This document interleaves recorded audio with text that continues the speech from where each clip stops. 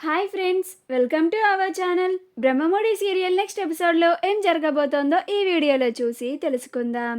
నువ్వెవడ్రా నా కోడల్ని ఇంట్లో నుంచి పంపించేయడానికి అని అన్న అపర్ణ. అసలేం జరిగింది అని తెలుసుకోవడానికి ఈ వీడియోని స్కిప్ చేయకుండా ఎండ్ వరకు చూసేయండి.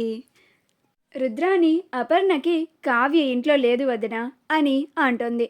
అప్పుడు అపర్ణ రుద్రాని అన్న మాటకి ఆశ్చర్యపోయి, ఇంట్లో లేదంటే అసలు నేను ఇంట్లో లేనప్పుడు ఈ ఇంట్లో ఏం జరిగిందిరా అని రాజ్ని అడుగుతూ ఉంటుంది. అప్పుడు రాజ్ ఏం మాట్లాడకుండా మౌనంగా ఉంటాడు. అప్పుడు అపర్ణ, ఎవరైనా మాట్లాడండి, అసలు నేను ఈ ఇంట్లో లేనప్పుడు ఏమైంది అని అంటుంది. అప్పుడు రుద్రాని, కావ్య ఈ ఇంట్లో నుంచి వెళ్ళిపోయింది వదిన అని అంటుంది. అప్పుడు అపర్ణ, ఏం చేశావు రుద్రాని నా కోడల్ని, ఏం మాటలని నా కోడల్ని అవమానించావు అని అంటుంది. అప్పుడు రుద్రాని, ఇది మరీ బాగుంది వదిన, నీ కోడలు ఇంట్లో నుంచి వెళ్ళిపోతే దానికి కారణం నేనేనా? అసలేం జరిగిందో తెలుసుకోవా? నీ కోడలు ఇంట్లో నుంచి వెళ్ళిపోవడానికి కారణం నేను కాదు అని అంటుంది. అప్పుడు అపర్ణ, అలాంటి మొదలష్ట పనులన్నీ చేసేది నువ్వే కదా, నాకు తెలిసి ఈ ఇంట్లో అలాంటి బుద్ధి ఉంది నీకు నీ కొడుక్కే అని అంటుంది. అప్పుడు రుద్రాని, ఆ మహాతల్లి ఈ ఇంట్లో నుంచి వెళ్ళిపోవడానికి కారణం నీ కొడుకే అని అంటుంది. అప్పుడు అపర్ణ ఆ మాటకి ఆశ్చర్యపోయి, ఏంటి రాజ్, రుద్రాని చెప్తుంది నిజమేనా? కావ్య ఈ ఇంట్లో నుంచి బయటికి వెళ్ళిపోవడానికి కారణం నువ్వేనా అని అంటుంది. ఏంటి రాజ్, ఏం మాట్లాడవేంటి, అలా సైలెంట్గా ఉన్నావేంటి అని అంటుంది. అయినా సరే రాజ్ ఒక్క మాట కూడా మాట్లాడకుండా ఉంటాడు.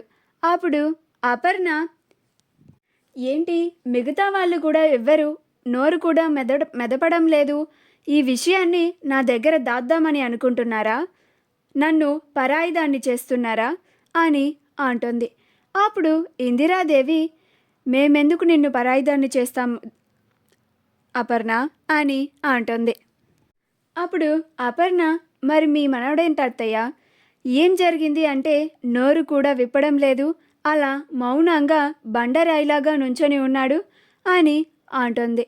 అప్పుడు రాజ్, ప్లీజ్ మమ్మీ, నీకు ఆరోగ్యం అసలు బాగోలేదు, ముందు నీ రూమ్కి పద, ముందు రెస్ట్ తీసుకోవాలి, ఇవన్నీ సమస్యలు ఎప్పుడు ఉండేవే, ఇవి మనం వీటి గురించి తర్వాత మాట్లాడుకుందాం, ముందు నువ్వు ఇంకా రికవరీ అవ్వాలి అని అంటాడు.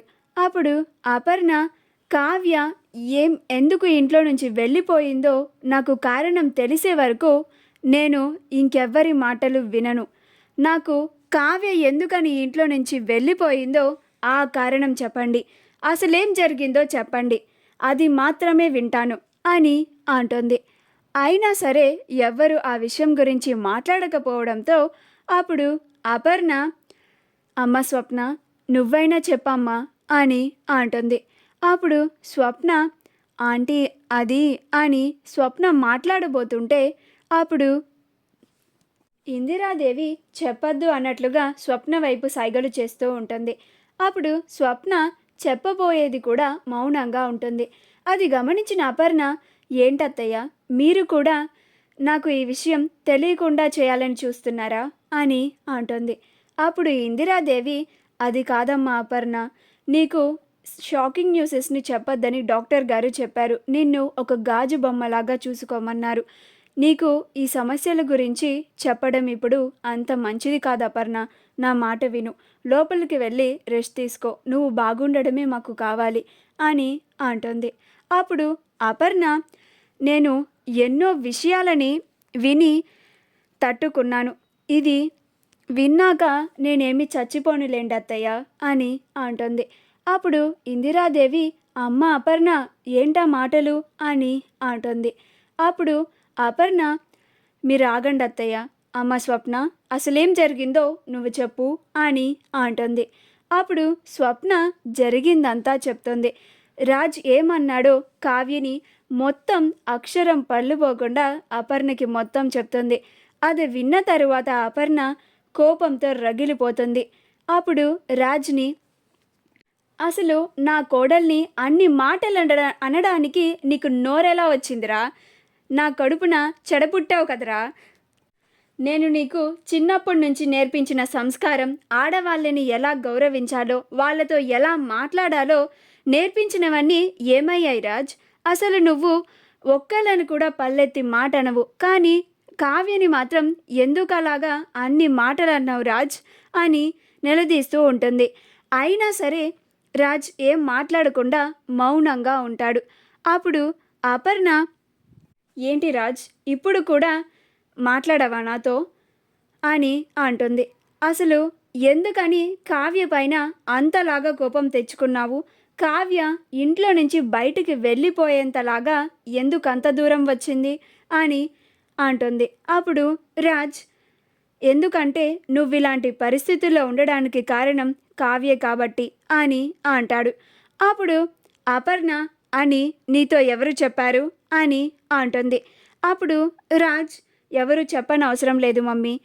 నిన్ను చూసుకోమని కళావతిని ఇంట్లో ఉంచి వెళ్తే నిన్ను ఒక్కదాన్నే వదిలేసి ఆఫీస్ అనుకుంటూ ఆఫీస్కి వెళ్ళింది. ఈలోగా నీకు ఈ ప్రమాదం జరిగింది. నీకేమన్నా అయి ఉంటే నా పరిస్థితి ఏంటి మామ్ అని అంటాడు. అప్పుడు అపర్ణ, కావ్యని వెళ్ళమని చెప్పింది నేనే రాజ్ అని అంటుంది.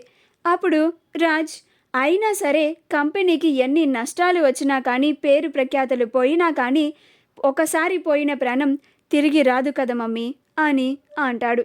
అప్పుడు అపర్ణ, నాకు ఇలాగ జరగడానికి కావ్య అసలు కారణమే కాదు రాజ్. కావ్య ఆఫీస్కి వెళ్ళనని చెప్పింది, నీకు కాల్ చేస్తానని అంది. నేను వెళ్ళు అని బలవంతం చేయడంతోనే కావ్య ఆఫీస్కి వెళ్ళింది రాజ్. ఈలోగా నాకు ఇలాగ జరిగింది. నాకు ఇప్పుడు ఒంట్లో బాగానే ఉంది కదా కావ్య, నువ్వు వెళ్ళు అంటే కావ్య నేను వేసుకోవాల్సిన ట్యాబ్లెట్స్ నాకు తీసుకొని వచ్చి, అత్తయ్య ఇవి టైంకి వేసుకోండి అని చెప్పి మరీ వెళ్ళింది అని అంటోంది. అప్పుడు రాజ్, అయినా సరే నువ్వెన్ని చెప్పినా కానీ కావ్యని నేను ఇంకా క్షమించను మమ్మీ అని అంటాడు. అప్పుడు అపర్ణ, నీ నిర్ణయం ఇంకా అదేనా అని అంటుంది. అప్పుడు రాజ్, అవును మమ్మీ అని అంటాడు. అప్పుడు అపర్ణ, మరి నా నిర్ణయం కూడా విను. కావ్యని నువ్వు ఈ ఇంట్లోకి తీసుకొచ్చిన రోజే నాతో మాట్లాడు. అప్పటి వరకు నీ మొహం కూడా చూపించకు అని అంటుంది. అప్పుడు రాజ్, మమ్మీ అదేంటి మమ్మీ, నువ్వు నాతో మాట్లాడకుండా ఉంటే నేను ఉండలేను మమ్మీ, నేను తట్టుకోలేను అని అంటాడు. అప్పుడు అపర్ణ, మరి అన్యాయంగా ఒక ఆడపిల్ల పైన అన్ని నిందలు వేసి ఇంట్లో నుంచి వెళ్ళిపోయేలాగా చేశావు. నేను కూడా నిన్ను క్షమించేదే లేదు అని అంటోంది. మా వీడియో కనుక మీకు నచ్చినట్లయితే లైక్ చేయండి, షేర్ చేయండి, మా ఛానల్ని సబ్స్క్రైబ్ చేసుకోండి. పక్కనే ఉన్న బెల్ ఐకాన్ని క్లిక్ చేయడం మాత్రం మర్చిపోకండి.